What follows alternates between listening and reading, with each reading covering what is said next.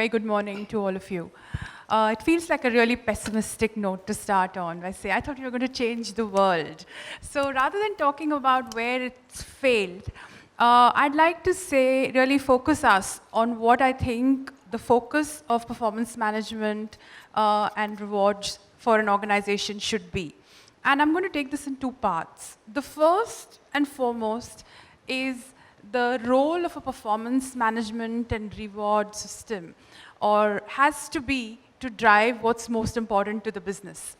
And sitting where we are in India, which is the world's largest growth economy, I think I would be fairly safe to say that most businesses here would be focused on growth. And so, first and foremost, if the performance management and reward doesn't help the business focus on growth, then I think it's already failing.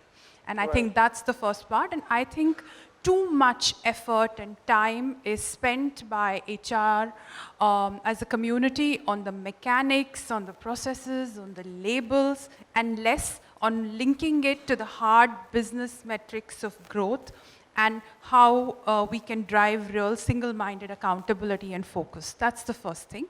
The second thing, equally, I think performance management and reward systems owe it to individuals and employees to get the best out of themselves. And so, if again we are process focused and spend more time talking about employees rather than talking to employees, then I think we've failed. And I'll start with these 2 points. Yeah, and on that note, Anu, there was one element that you really think we should fix at this point in time. What would that really be? It's like I said, I think move away from the boxes, the labels, the process, to actually what it means for the business in terms of hardwiring to business goals, driving accountability. For example, a performance management system that looks at 12-month cycles, I can say safely, is soon likely to be redundant, because we are talking about a far more disruptive, a far more agile view of the world. And therefore, we need, first of all, I would say, business performance management systems to be looking at far shorter cycle times and far greater accountability. And again, like I said, I would focus on speaking much more to the employee rather than about the employee. Anu, help us resolve this, what still might be a little bit abstract for most of us in this room, between effort and outcomes. We've always seen business leaders scream, it's not about what you've done, it's not about how much you've done, it's more about what you've produced at the end of the day, because that's really what the street rewards you for. That's really what your analysts are looking for. That's really what shows up as your market share, as your earnings per share, and so on and so forth. Like, what's your take on that? Is that even a real situation in Unilever? No, of course, it is a real situation in Unilever in as much as it is in any other organization. I think what we've done, and we've learned over several cycles and several years of doing this, a little bit like Sumit said, we spend a lot of time, invest a lot of time in the goal setting, in the target setting. The second thing is alignment and making transparent.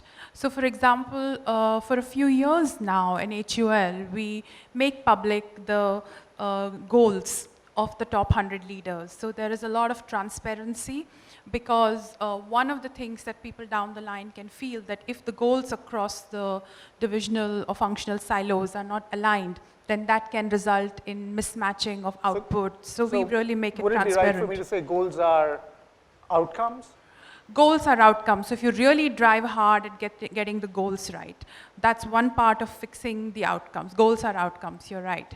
The second thing is the flexibility, which I spoke of, and I come to this again and again because this is a big one for us at the moment, that setting 12-month goals when a business is operating in far more agile and short cycles of impact. So we've actually just finished writing a document this week, which we've renamed from performance culture to growth culture.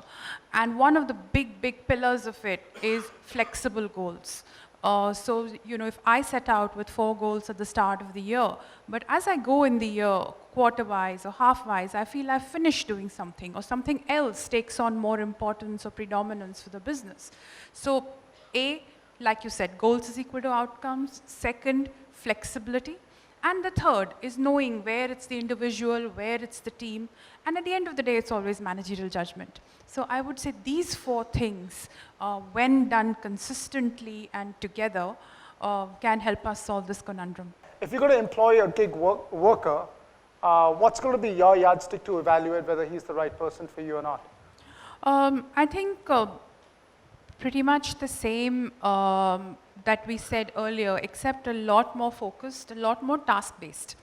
I think one of the things that one of the trends that we've all spoken about is disaggregation of tasks.